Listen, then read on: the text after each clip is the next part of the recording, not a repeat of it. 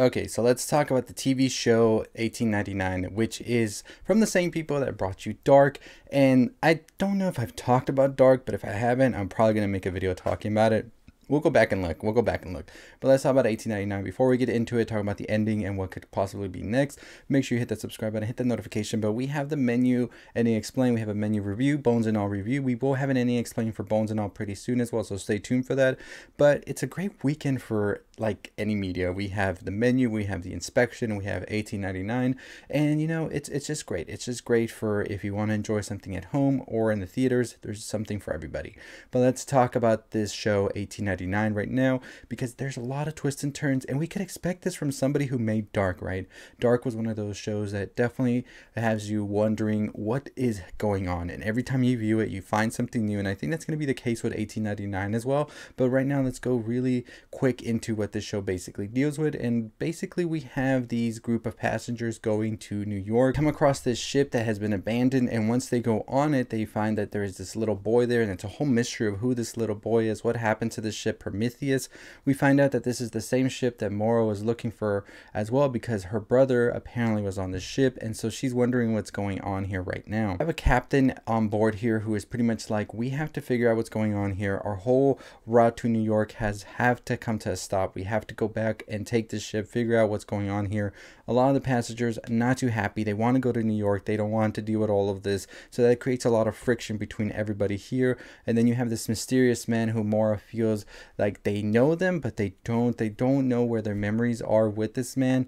And so it creates a lot of friction as well while she's trying to figure out everything going on. They also see that if they go underneath their rooms or whatever, they actually enter some of their memories, and it's sort of an alternate reality of sorts, which leads them to believe that this whole thing is a simulation, because yes, simulation is the big play here. As in with Dark, it was time. Here I think it's more of reality and perception of it, and that's exactly what we get here, is this whole thing trying to figure out who created the simulation, why is it happening, and what exactly is Mora having to do with all of this. So as we get closer and closer to the end, we find out that there is actually a big thing here. A big twist is that Mora's father is not the one that created the simulation, as you're led to believe throughout the whole show. And the show is like, you thought I was you.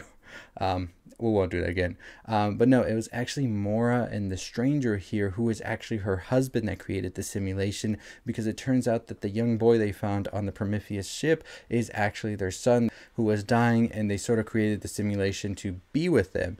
What happened next was that Mora's own brother hijacked the simulation, and now they're stuck in an endless loop that keeps going back and back and back, and everybody on the ship as well is stuck in the simulation, going back in this loop.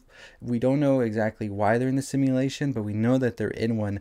They find out that Mora actually had left a key in order to go back to reality, which they have to find, which is in this little pyramid. And once they do find that, they are able to take Mora back to reality. So once Mora does come back to reality, we quickly realize that we are not in 1899, my friends. We are in 2099. They're in a spaceship. They're in the sea of space, not in the Atlantic Ocean.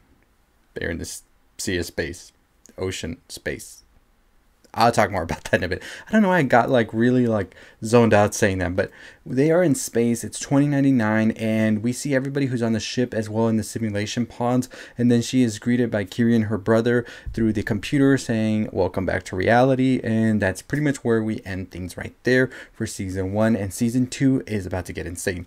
So yes, everything was a simulation in the ship, and we pretty much see the spaceship looks like there's a bunch of different simulations going on, like on these little pods of sorts here. So it was crazy to find out that the father wasn't the one that created the simulation. It was crazy enough to figure out that we were in a simulation to begin with. But what was the big twist of it all was that Mora and her husband had actually created the simulation themselves, but through some way or form, which we'll find out in season 2, I'm assuming, her brother came through and hijacked the whole thing for some reason, and now she is stuck in it. Well, now she's back to reality, but her husband, of course, is in it, and we don't know exactly if her son is alive or not anymore after everything that happened. We do know that they created the simulation because he was dying, and that was the only way that they were going to be able to be with the son. So it makes sense why this sort of thing happened, but now we have to figure out what is next, what's going to happen, and how do we move on from here. So Mora being in 2099 in this new like spaceship and space and whatever, the big question I think a lot of us have is, Is this still a simulation, or what is going on? And many people point out to her pupil still being a pyramid, a triangle, whatever you want to call it, and that was a big indication that they were in the simulation beforehand, because in the whole series, that's a big prominent shape we see throughout the series, is these triangles sort of indicating that they were in the simulation. Now, another thing is, what is the correct time? What if 2099 is not the correct time that they're in, but in fact something that Kieran is still plotting? Would Kieran really let something like that slip if he is really trying to hijack the simulation for whatever reason that is the big question going into season 2 as well. And does she have to go back into the simulation itself to sort of get others to become aware of it? But at the end of the day, all of their memories and everything seem fleeted, so it'd be kind of hard for somebody to believe that they're in 1899 but they're actually in 2099 in a spaceship that's in space going wherever it's going.